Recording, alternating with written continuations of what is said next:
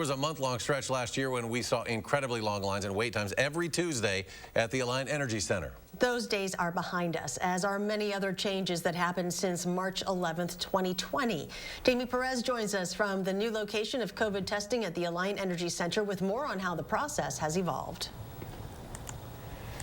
Right, well, the people who have been here since the beginning say that things have really come in waves with this pandemic, from the people who are getting tested to what we're seeing inside of the testing centers.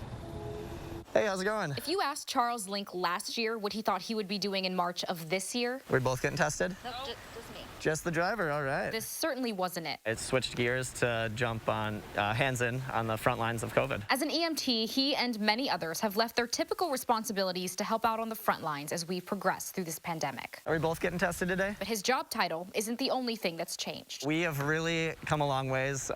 This whole process has been super fine-tuned. It's very efficient. Back when testing first became available, we didn't have as many people a year ago coming through because, again, there were criteria to come and get tested. the lines didn't look like this. Instead of 24 hours, results often took a week, and people giving the tests were different too. Practice makes perfect, so the guard started it, they perfected it, they trained us, we've kept it going. Perfect.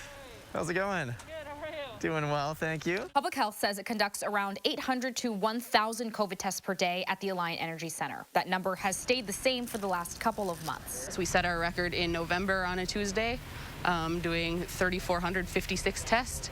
We're obviously not seeing those numbers anymore. As the testing process keeps moving forward, Have a good one. we're all hopeful that in a year from now, these tests won't be necessary and we can all go back to something better. Hopefully by then we're also open back up and this will be used for what it was used for before, like Monster Truck Series or Circus or whatever it was used for. Though the testing location has changed to here to the Coliseum, the hours for testing are still the same, and the people here are just hopeful that when we look back a year from now, we can look back at a much different scenario. Jamie, thank you.